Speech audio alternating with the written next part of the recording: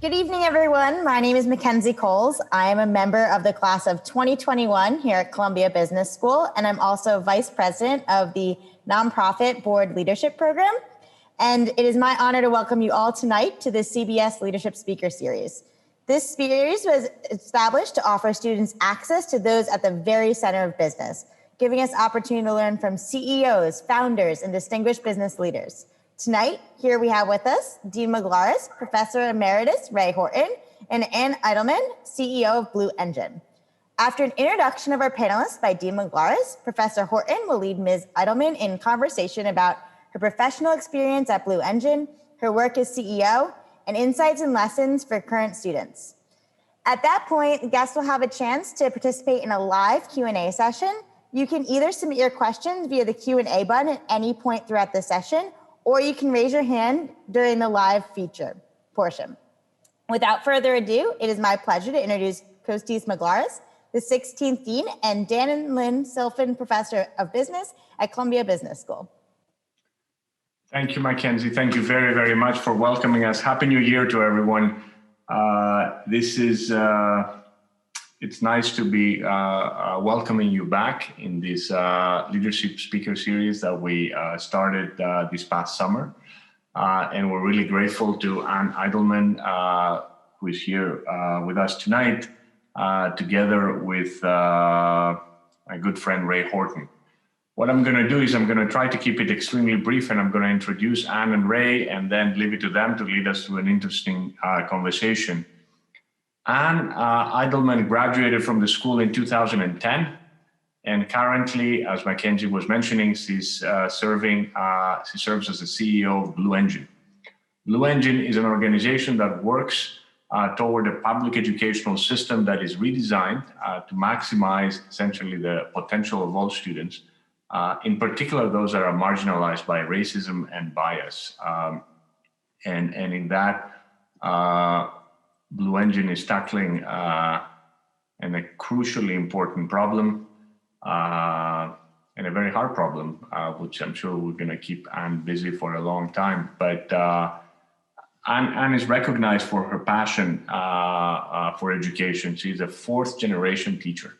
And she spent her own first 8 years of her career working with students and teachers in a variety of contexts. So she's known, she understands the space, and she's passionate about the space. And she's also known for leading diverse teams with different perspectives, yet all focusing on a common purpose. Before Blue Engine, Anne led finance and HR teams at Uncommon Schools, a charter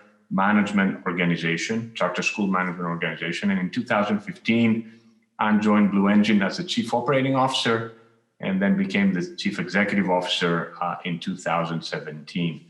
And now she's leading Blue Engine's efforts to scale impact across multiple adult classrooms, and ultimately play a role in the broader collective work to create a more inclusive and just educational system. Thank you, Anne, for joining us today. Joining Anne to moderate tonight's conversation is Ray Horton. Ray is the Frank Lautenberg Professor Emeritus of Ethics and Corporate Governance. Many of you may know Ray, or Professor Horton, from his popular elective course, Modern Political Economy, for which he actually won the Presidential Teaching Achievement Award this past year. Ray, I'm going to mention a couple of things about Ray. Ray has been on our faculty since 1970. So his trajectory is really synonymous with the trajectory of the school. And he has really left a mark in our curriculum, in the school's activities, in our governance, and I would say in our own personal sensibility on how we approach things. And Ray, in parallel to all of his work here at the school, he has had a long career in public service as well. So he served for 2 years as an executive director of the Temporary Commission on City Finances during the New York City financial crisis in the 70s, while he took leave from the school. And then he later served for 15 years as a director of research and president of the Citizens Budget Commission. He has publications on municipal finance. He has 14 books on related topics. He has many, many papers. And also he has been involved in policy for quite some time.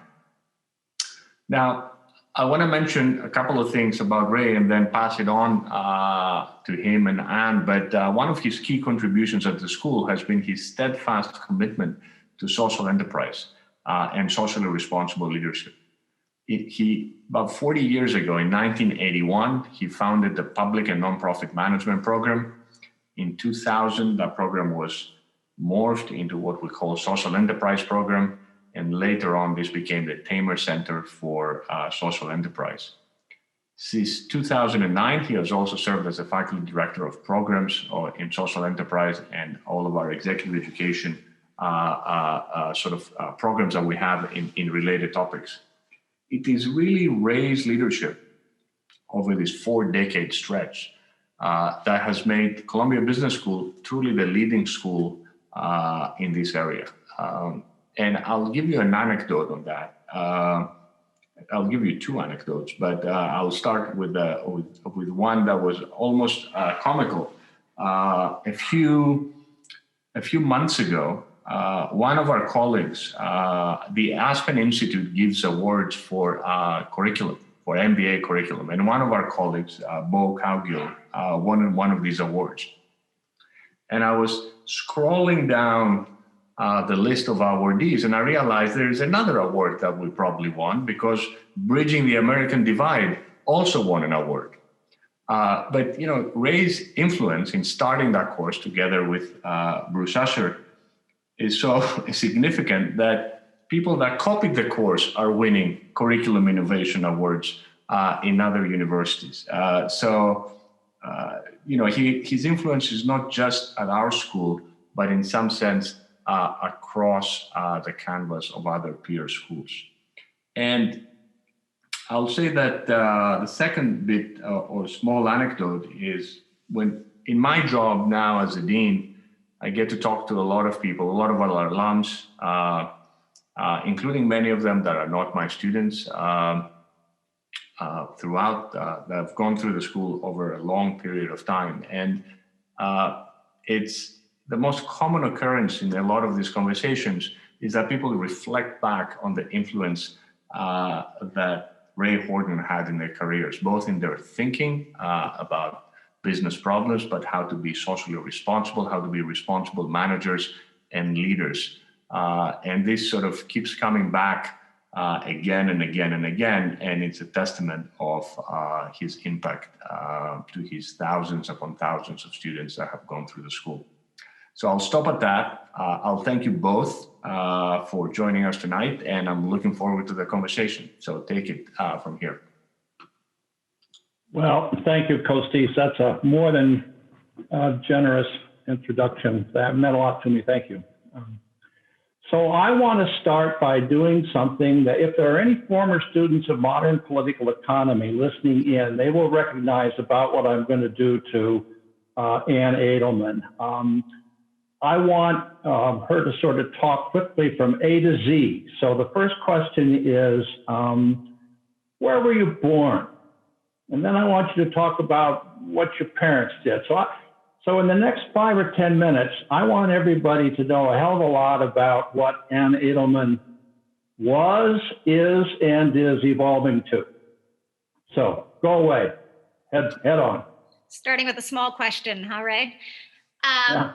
I'll answer that in one sec. I just wanted to say it's such an honor to be part of this conversation with you and with the students and the faculty on the call. And so just want to say a huge thank you for having me. All right. I was born, it sounds like 6 years after you started at Columbia Business School in the 70s. I was born in Johannesburg, South Africa. And an important piece of context is I was actually born 2 months after the Soweto riots, which became an important sort of event and sort of part of the narrative of my family's stories, which I'll talk about in a second. But we moved to the United States when I was almost 2 years old. And my childhood was sort of filled with a couple of threads. One was that education is the one thing that can't be taken away from you. My grandparents on my mom's side were Holocaust survivors and were teachers. And so they talked a lot about how the one thing through all that they had been through that couldn't be taken away from them, despite the horrors, was the knowledge they received, and really a sort of a narrative around how important schooling was, which played an enormous role in my life. And then the second was, given that we came from South Africa, race actually, and the sort of history of racism, not in the United States, but actually South Africa, was another thing we talked a lot about in my family. And so part of sort of the early narrative, Nelson Mandela was heralded as sort of a hero in our family. So we talked a lot about both of those elements. I grew up in Pittsburgh. Ray, as you know, I'm a diehard Steelers fan. What did your dad and mom do? My mom was a teacher, but she raised us. I have two brothers. I'm a middle child, and my father is a neurologist. So we moved to Pittsburgh, where he practiced and was a professor and taught neurology. So science was a big part. Also growing up, all three of us are trained scientists. And so I went to college in St. Louis at WashU, and then I went to grad school round one at Northwestern, and I studied chemistry in both places. You know, I've always loved problem solving and have been very analytical, but I also thought I would become a chemistry professor. I thought that was the thing I was going to do, is teach. And it turned out I didn't want to be a PhD, and I didn't want to be doing research. I just was really motivated by teaching and life's aha moment. So as the dean shared, I then spent about 8 years working with students or teachers or in nonprofits in some capacity. And I loved the work. I just, 8 years in, I realized I was really interested in leadership and management and broader systems work. And that led me to Columbia Business School. And as the dean shared, at the time, it was the social enterprise program. And Ray, I don't know if you remember this, but I actually talked to you while I was a prospective student. And that conversation was a huge part of my decision to attend Columbia, because the school had such a strong business program, but also such a strong balance with social enterprise. It was really important to me. And I had an incredible experience there during my 2 years. Made a lot of friends, learned a lot, built an incredible network, both within social enterprise and beyond. And Ray, as you know, I had a son while I was there. So I graduated 11 years ago, and he's about for those of you that know Ray, I used to enter Modern Political Economy every morning, and he would say, "Anne, how did Julian sleep last night?" He always checked in. So that was also another huge part of my business school experience. And then I did something that not everybody does, but I actually, I lived out my business school application essay that asked me what I was going to do post-business school. And I worked at a charter management organization. I was really curious to learn how large organizations grow and scale. And I went in and oversaw the finance team. And for those of you who are students out there, I actually met the CFO of Uncommon while I was a student. I approached her after the social enterprise conference. She was on a panel, started having coffee with her and being in regular touch. So I did the thing that you always get advice to do, which is reach out to people while you're a student and make connections. And it really worked out well for me. I worked at Uncommon for a number of years and had such an incredible experience. I learned from leaders at the organization. I learned from I did some turnaround efforts of an HR team there at the time. And then about 5 years in, I got really curious about what leadership would look like at sort of a smaller, entrepreneurial, more sort of innovative, not that Uncommon wasn't innovative, but really adaptable small organization that was working within the education system. And so I went to Blue Engine, was the COO for a couple of years, and then took over from the founder 2 years after I started. And since then have been running the organization. That's where we are today. Is that what you wanted to hear, Ray? That's usually I have some leading questions, but that was a really nice job. Thanks a lot, Anne. I'm sure I know you better, so I'm sure that everybody who's listening in really knows you well too. Thanks a lot. So Anne and I did a little bit of talking about some things that we might talk about during the course of this evening, but I was watching the television tonight while I was having dinner with my wife, Jackie, who's also a Columbia Business School graduate, by the way. I don't know whether you knew that, Anne, but in any event. So we were watching the news of this horrific experience on Capitol Hill, and I don't know that you have any direct leverage on this issue, but I was interested, Anne, in what you would communicate to the schools and the students in the sort of the Blue Engine field or area. What do you want to tell these young people about the state of American democracy, or what do you think we're not doing in our educational system that we should be doing in the way of focused instruction? I'm a kind of a nut on the importance of civics education, which to me has kind of disappeared in the American curriculum over the course of my long lifetime. But so I don't know, can you just talk a little bit, Anne, about what do you want to tell these young people about what's going on in our country? Yeah, it's a great question. And I'm certainly no expert, and our work is not civics oriented. But I think when I think about that question, I think a lot about why I do the work I do. And I think about how young people, particularly students of color or those that come from economically disadvantaged communities, are often told implicitly or explicitly that they don't matter and that their voices don't matter. And so I think in a time like now, and frankly, it's been going on for years, and this is just an enormous episode and a culmination of what's been going on. I think the thing that teachers have to be doing is creating spaces that remind kids that they matter, that they are seen and heard and valued, and their voices are really important. And when I think about the civics education and sort of curricula that I've seen that work, it's helping kids both reflect on sort of what's happening and really internalize and understand it in the context of history, and also teach them that there are actions they can take at a local level even to tell their stories in the versions of op-eds, or put pieces out there that have their sort of perspective shared, or even talk to their local leaders and fight for change. I think what happens is it becomes so big and enormous, and kids in particular, don't know how to sort of act and respond in a way that has them feeling agency. And I think that's more critical than ever in this world for kids to feel. Yeah.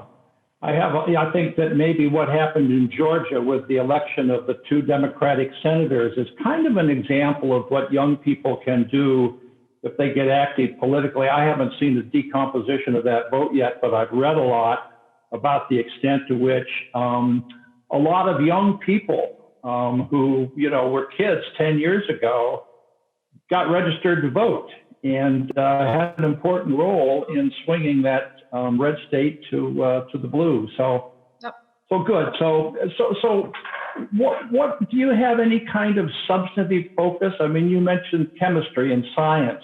Do you try and push science in your Blue Engine schools, or No, my science background has really come up for me, I would say, in problem solving and just thinking about problems at organizational or sort of functional levels from a data perspective.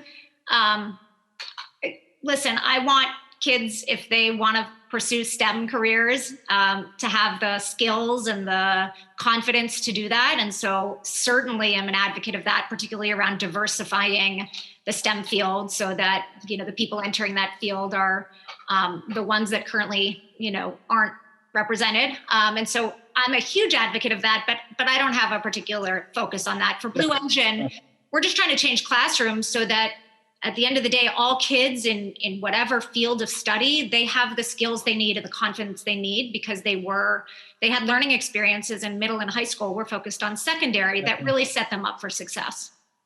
Yeah.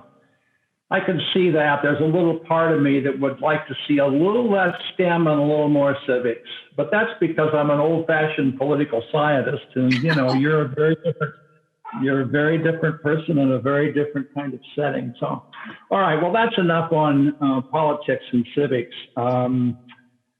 So I guess I'd like to talk a little bit, listen to you, but let me frame it a little bit by getting into this issue that you touched on, that you got interested in leadership and management. And so when I first started at the business school, and Kostis mentioned it in his introduction, I spent 2 years on leave during the New York City fiscal crisis. And, spent an awful lot of time studying and writing about the subject. And I came back to the business school in the late 1970s with the idea that, boy, New York City wouldn't have gone under if it was better managed.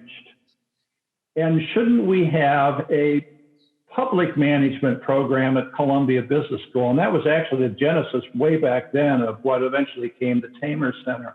But I started off with a very strong emphasis on the importance of management, acquiring the skills that would help you allocate the organization's resources and manage the organization's human resources well. And that was reflected in the fact that the original program was the public and nonprofit management program. It was not the public and nonprofit leadership program. And that's where my head was at the time. And I think over the years, and probably because I've had the good fortune of spending a good part of my academic career in the management division with a group of people who are social psychologists and particularly interested in leadership, I've become more sort of comfortable with the importance of leadership. So I guess I'd like to spend a little bit of time hearing you talk about leadership, management. What does leadership mean? What does management mean to you? Can you have one without the other? So fire away. So my team makes fun of me because I have certain sayings that I say a lot. And one of them is both and. And in the case that you're describing, I don't think it's an either or. I think you actually need both. And I'll talk a little bit about how that's played out for me in the last couple of years. But I agree with you. I think management's a lot about bringing structure to organizations. As you said, budgeting. It's the things in many ways that you need, the structures and that sort of order for an organization to perform well. I can't believe I remember this, but one of my essays for Columbia Business School was about change. And even, I guess, I don't know how many years ago it was, 13 years ago when I was applying to business school, the world was already changing at such a rapid pace. And there was a question about how do you plan to lead in sort of constant change? And I couldn't agree more. When I look back on just my 11 years since I graduated from Columbia, the only constant has been the amount of change that either I've had to drive or the organizations that I've been a part of have had to undergo, both reactively and proactively. And so for me, leadership is not about order and structure. It's actually about driving change and getting people on the bus with you toward that change and doing it together and getting people really excited about that change and working toward it together. And so, when I was at Uncommon, I turned around a struggling team. There was massive change around culture, structure, processes. When I joined Blue Engine, it was a small founder-led organization. So there was a massive shift in culture around that shift to more of what people called a professional, sophisticated, ready for growth organization. I mean, I could talk all day about the change in an organization from a founder to a successor. The organization went through change from a pretty homogeneous, all white organization to a very diverse and increasingly highly equitable and inclusive organization that now has an anti-racist sort of bedrock value. I mean, talk about years of change to undergo that shift. And then, even our mission has stayed intact since I took over, but how we deliver towards that mission has shifted significantly. And we've undertaken massive change around that too. So, I mean, those are just a few. And so for me, leadership is about how do you do those things effectively and keep people really, really motivated, even while going all of that. And maybe management is kind of like stability and structure and predictability, and leadership is like about destroying all of that gets embedded and needs to be reinvigorated on a fairly regular basis. So, you can't follow the same old rules in allocating the organization's financial resources that you used 10 years ago. You need to disrupt those things. And that's what leadership is. That's really a nice way of putting it, I think, Anne, because leadership it really requires disrupting some ongoing, built-in, embedded aspects of organizational life that managers tend to like to leave you because it's predictable. Yes, I totally agree. But if you do the disrupting without some structure, and if you do it poorly, it's a disaster. I've also seen it go really badly, and I've done it really badly. And so, yeah, 100% agree. Well, I think we do agree on something. I've always sort of thought that to be a great leader, you also had to be a great manager. And to be a great manager, you had to be a great leader. It's probably rare that you find the two kind of capacities located in one person, but maybe that's you. Maybe you're one of those rare people. So you mentioned DEI. Can we switch gears and start to talk about that issue a little bit? When I think about all of the kind of challenges or emerging issues that I've seen in my time at Columbia Business School, not only in business organizations, but in government organizations and nonprofit organizations, it's hard for me to think of an issue that has gotten so big, so fast in the life of American organizations as DEI. It's just, and to some extent, I want to mention Kathy Phillips, our late great Kathy Phillips, who I think should get a lot of credit for sort of surfacing DEI as a paramount social and organizational issue. So I guess I'd like to have you, talk a little bit about DEI. We tend to, I shouldn't say we, I should probably say I, but when I first began to think about this issue, I thought about it in terms of, how do we identify a diverse group of people that we would like to have join, quote, our organization? And the focus was on, how do you search? And the criticism of, academic departments in particular for many, many years was that, they didn't do anything original about searches. They just went about it the same old way and ended up with the same old product. And so I understand the importance of search, but that's not all of it. And I guess I have a sense that you've thought a bit more deeply about the issue of how you create a more diverse organization and the conditions for doing that go beyond just searching intelligently or widely or broadly. I don't know. That's maybe not a very well-focused question. Hopefully you understand what I'm getting at. Yeah, it's a big conversation. I'll start with a couple thoughts and we can go where it makes sense. I don't know what just happened with my light. Two thoughts. One is, my number one, yes, there are all sorts of ways to diversify organizations, and I don't have sort of anything different than what the research talks about. We've changed how we, create pools of candidates, who interviews those candidates. We set goals around the diversity of finalist pools, and we can't actually move forward with decisions until those finalist pools are diverse enough, and that those candidates are go through a process that we have tried our best to strip of bias and is done by a diverse set of people on staff. So all of that I agree with. I think what I've learned over the years is that that is not even close to a good enough start. So once you've got the diverse staff, which we've been through ups and downs on this, but in my early years at Blue Engine, we moved from a pretty homogeneous organization that was talking about race, but then moved, I thought, very well and thoughtfully to a diverse one. But we then realized through some massive mistakes and missteps that we didn't do enough to think about inclusion and equity. And I think that's where we've done a lot of work, is how do you actually create an organization that actually gets the most out of the diverse perspectives and skills. And that comes from doing it collectively. And I can talk about that.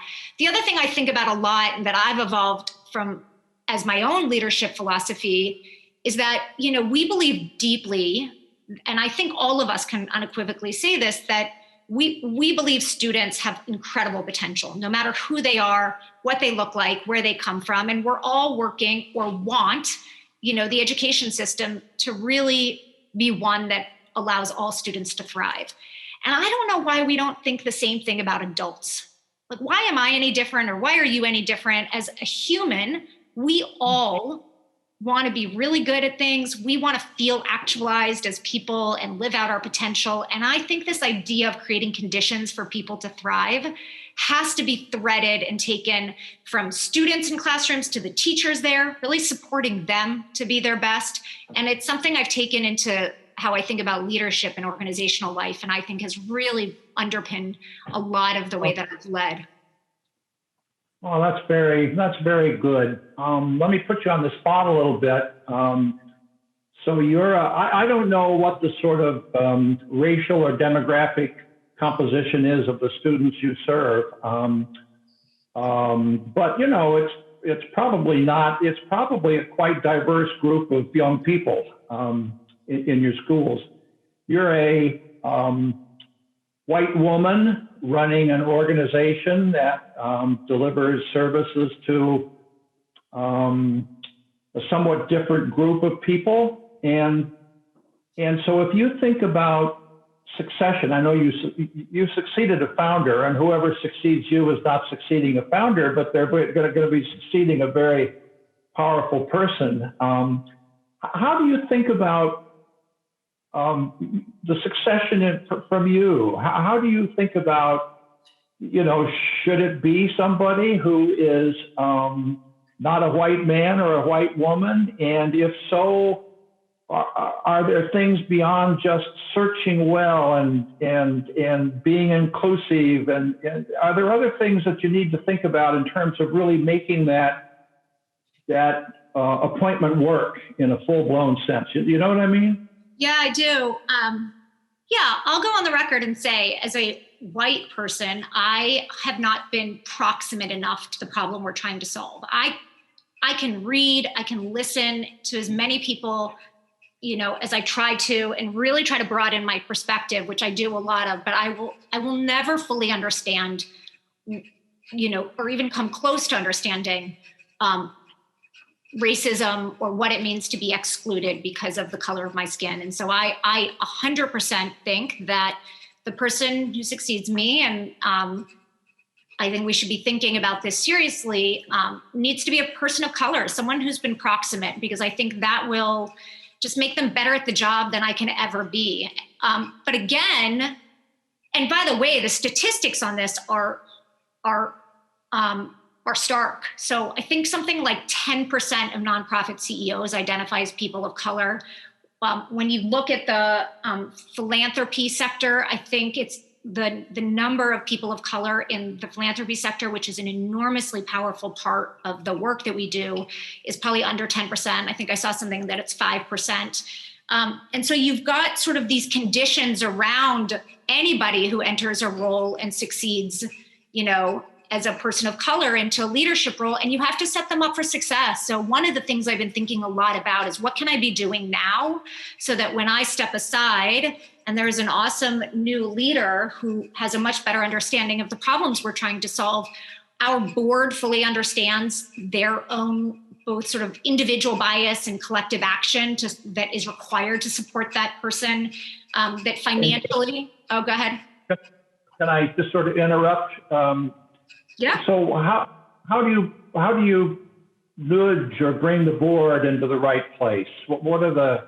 Yeah, this is something I've been thinking a lot about just generally for our work, because something I, with an incredible leadership team, have been doing a lot of is the internal work with our staff. Our organization has significantly improved on all measures self-reported by a diverse staff of equity and inclusion, but I haven't done the right work with the board, but we're starting to do it. So starting to really make the DEI bedrock value that we have that includes an anti-racist vision really way more explicit in the decision process that I bring to the board and really talking about it.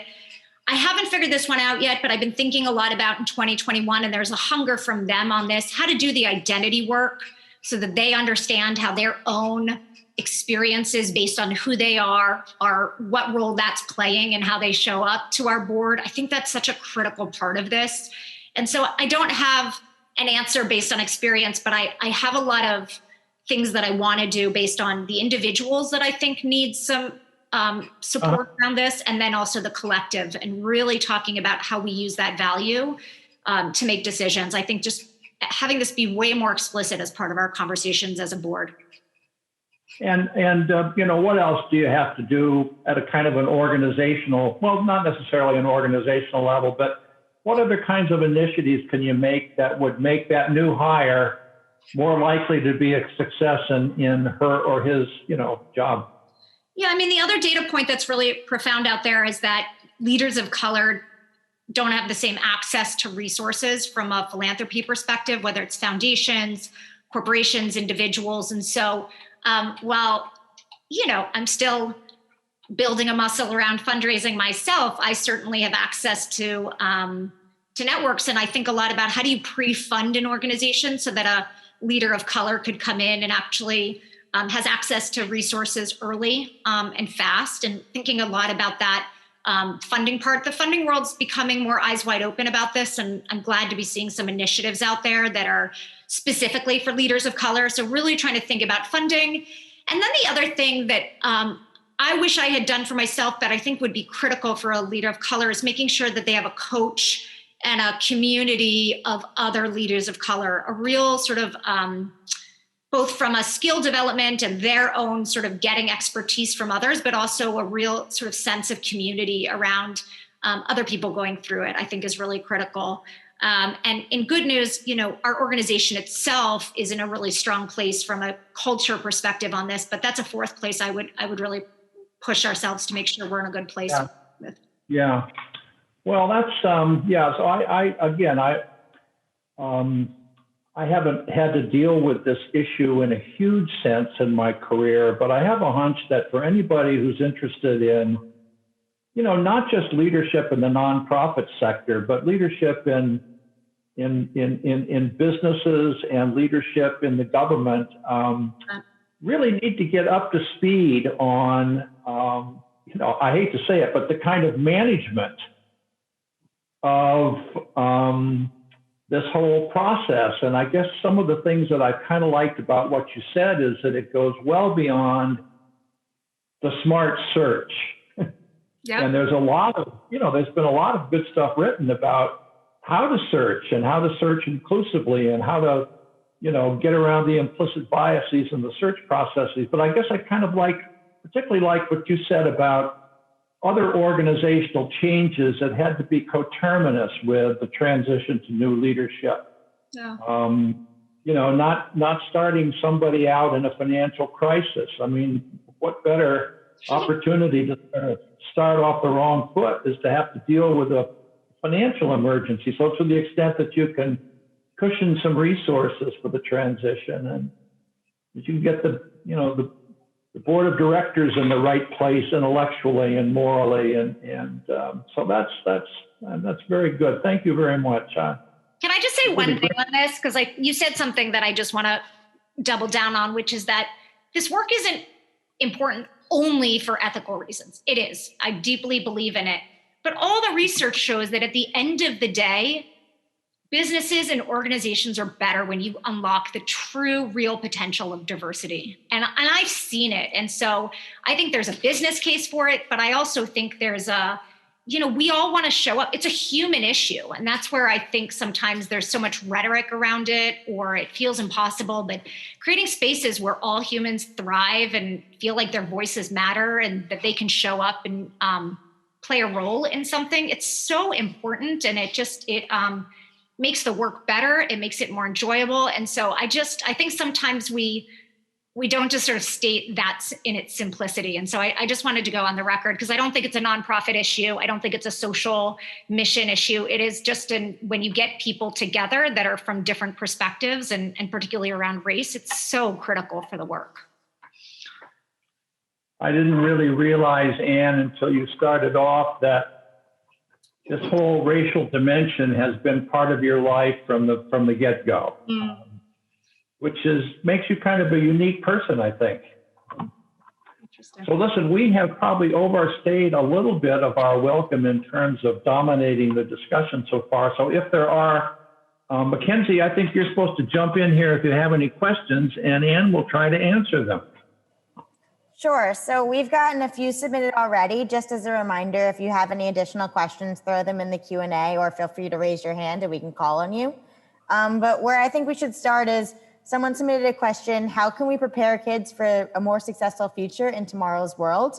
What topics should be added and potentially what should be phased out? Ooh. It's a great question. I mean, it gets a little bit at what we talked about at the beginning, which is, I think, one is, I'll just say that I think curricula has to become more relevant. I think it has to really represent the experiences that kids have and not feel so antiquated or not relevant to specific populations. So kids of color need to see themselves as characters, and not just through struggle, but through the elevation of the beauty of their culture and their experiences. And so it's a little bit of a general answer, but that feels really critical, that they see themselves in the stories and in the work. And then I think the world is changing. And so I think the skills, and this gets a little bit, Ray, at what you were talking about around STEM, are really critical. And I know I'm biased given my chemistry background, but I actually think the world we're moving into, data and engineering and computers, it's just what people need to be successful in. And then I actually think we'd be remiss to swing too hard in that direction and not, really support change agents, because I actually think the work I do, even on the worst days, it gives me hope that the next generation that's who's going to make the change that we all seek and want. And so we have to equip them with that ability, and they have to know history and really understand it, I think, in order to be able to be effective change agents. So that's my quick response there. It's a great question. So does that change at all given online and COVID? And also, can you point to any examples of online teaching being used currently that really address diversity and equity? Yeah, that's a great question. There's so many ways to answer it. I'll give an example of something that came up recently. So we used to recruit AmeriCorps volunteers and have them as tutors in class, and we no longer run that program, but we have all these incredible alum, many of whom are out in the world teaching. And a set of those, there are 2 alum from our program who are actually trying to create an anti-racist curricula in co-development with students, right? I can't imagine a more sort of relevant response, Mackenzie, to that, than rather than having a bunch of adults do that, it's coming from students. And so I think those are the kinds of things that are really important right now. Awesome. That's also great to hear from your perspective. And then leaning into this virtual environment, someone asked, how does Blue Engine create optimal teaching and learning conditions virtually, given everything that's happening? Yeah, it's so hard. Teachers, what they're going through right now. So our model is there are classrooms, I'll just use New York City, 30% of high school classrooms are taught by 2 teachers in a classroom, which is most people are surprised by. So our whole model is, how do you get 2 teachers to work together really effectively so that they individualize instruction? And so what we're seeing as examples of great virtual teaching and we're supporting teachers to do, is using Zoom breakout rooms, doing small group in those breakout rooms, doing one-on-one through Zoom, really supporting individualized needs of students, doing a lot of sort of flipped classrooms, so students doing things on their own, or teachers making videos that students watch and then they come to class whole group and discuss. And so there's a lot of great stuff out there. I know that generally we're all appropriately really concerned about the interrupted learning that's taken place over the last 12 months and that will continue. And I think that's right. I think we should all be very, very concerned. And there are great models and bright spots out there too. Awesome. Hopefully thinking about a bright spot. Someone asked, what is the most important lesson you've learned as a leader of an organization since the start of the pandemic? Oof.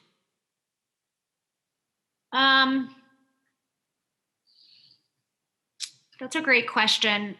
I'm going to come up with a different answer tomorrow, but in this moment, the thing that comes up for me is our organization has built a muscle over the last number of years in learning and adapting.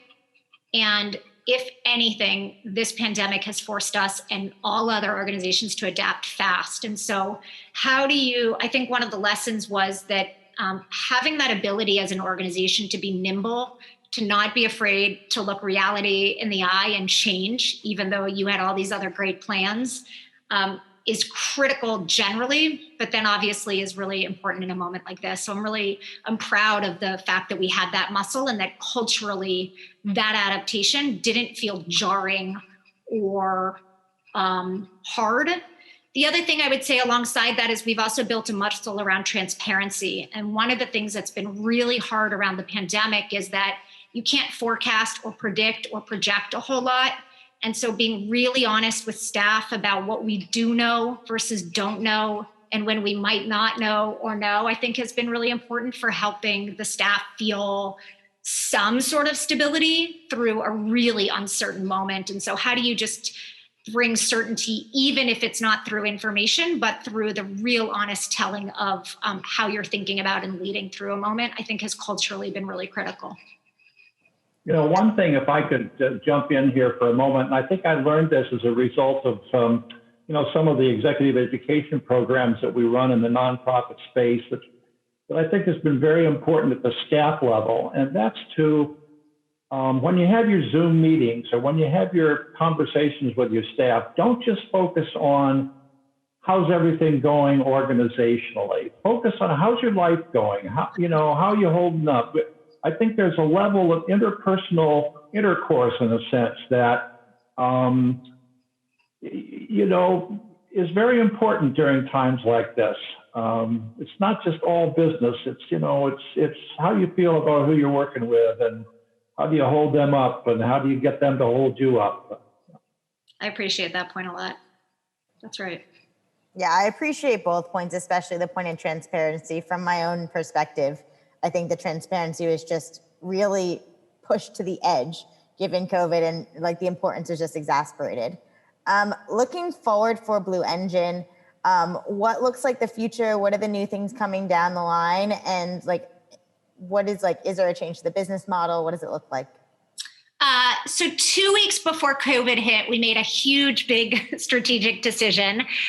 One of the things I've been thinking a lot about and our organization's been evolving is that we're trying to move from a nonprofit that just thinks about the downstream effects of the education system failing certain kids and trying to move more, as we call it, and there's all this term around upstream, meaning I don't want Blue Engine to be in existence in perpetuity.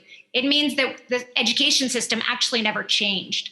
And so we've actually been doing a lot of work to think about how do we make the kind of sustainable change within the system that doesn't require Blue Engine in perpetuity. So without belaboring it or going too deep in, though I could talk about it for hours, we no longer run an AmeriCorps program because we learned over 10 years that what was driving impact wasn't about adding new teachers to a classroom, it was how those teachers worked together.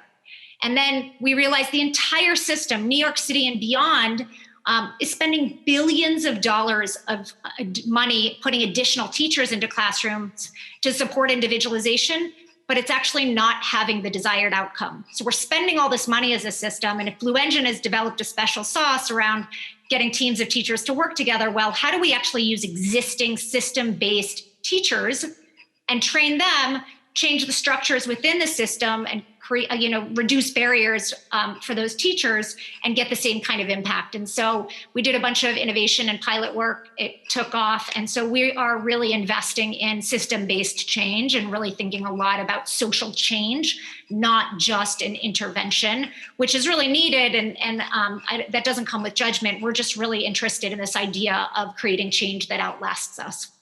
Hey, Mackenzie, can I come in with a question? Of course you can.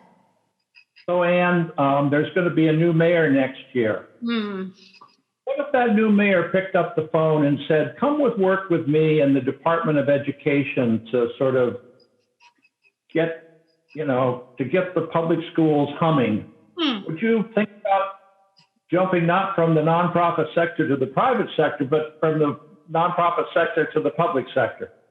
That's a great question. Sure. Maybe.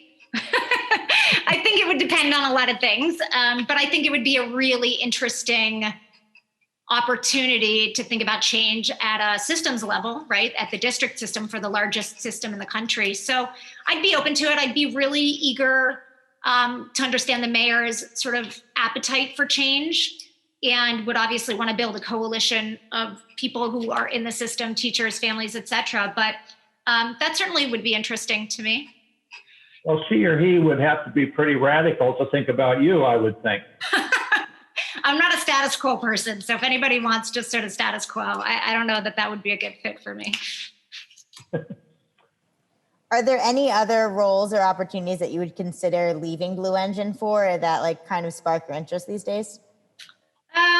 It's not roles as much as I've been thinking a lot about all that I've learned, frankly, as a leader in the nonprofit sector around diversity and equity inclusion. And I've been wondering, are there opportunities in a different sector for me to bring that leadership muscle and perspective and sort of push on culture in a place where the social mission and the sort of the equity isn't sort of the bedrock of the organization, because it's a product and service company, for example, but there's an opportunity to really unlock the human capital that's in that company. So it's been a wondering of mine, is that how do you create change when the revenue model looks different and it's a different sector? So it's a curiosity.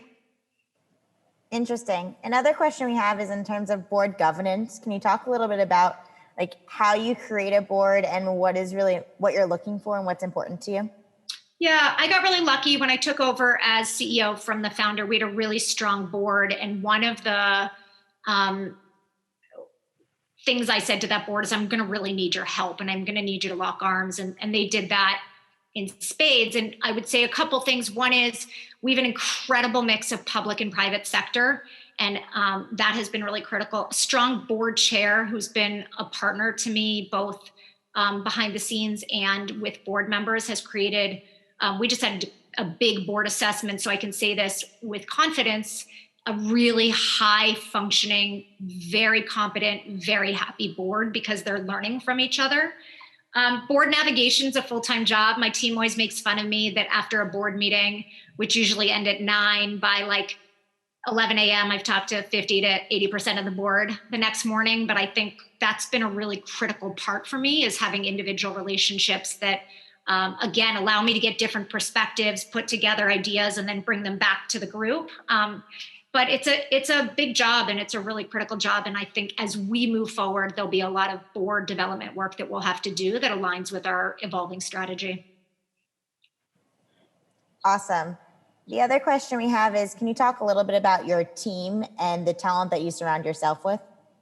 That has been one of the most important leadership lessons for me. And I have been so lucky. So when I went to Uncommon Schools, I worked with the finance team, which was incredibly diverse and one of the highest functioning teams I've ever had the chance to work with. And I think it set the stage for me to understand how you can get unbelievable sort of what it looks like and what it means for the work and the sort of essence and culture of being there. And so ever since then, I've really been focused on that. And I've learned that it's actually my superpower.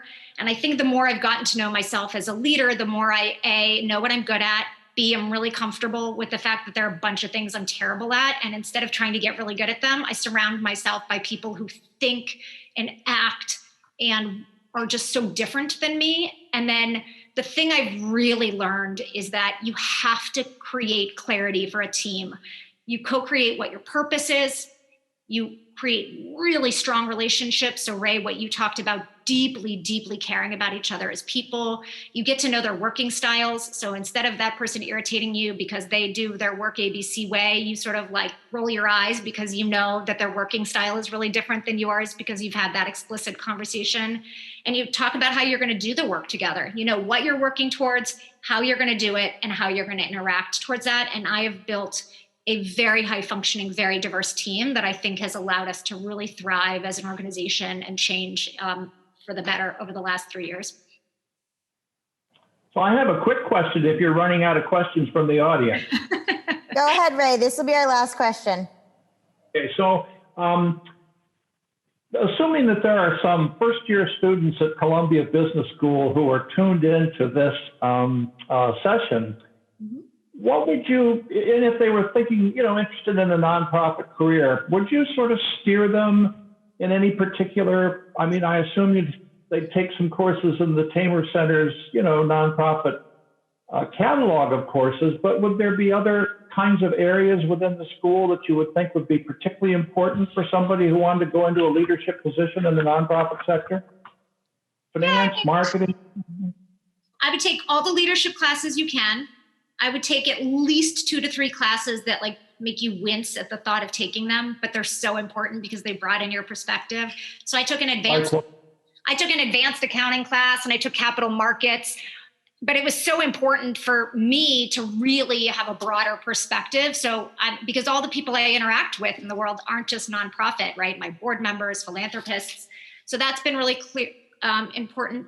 Tons of networking. When I look back and think about how my sort of path has evolved and how I've created it, almost every sort of juncture and pivot point has involved a Columbia alum and someone I met or was connected to during my time there. So I know that's advice that's given a lot, but I really push on it. And then I would get to know some professors. So Ray, you've been in my life for 11 years. There was a leadership professor, Mike Feiner, who made a huge impact in my life and is a mentor. He's guided me over the last 11 years as well. And so who are the people that support you and shape you and help you in the years to come? I think Columbia is more than just a 2-year experience. And I would really advocate for people to think about that.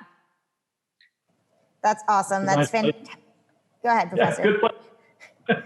I was going to say, that's awesome. That's fantastic advice as we go into the rest of our semester. So just want to thank you, Anne and Professor Horton, for running this and for being here tonight and for thanking everyone else online.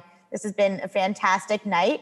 I did want to do a quick plug for the next Leadership Speaker Series. It's on Monday, February 8th at 8 p.m. It'll be Am Sarnoff, the Chair and CEO of Warner Media Studios and Networks Group. So tune in, and thank you guys so much for joining tonight. Thanks for having us. Yeah, thanks for having us. Best of luck, everybody. Be well.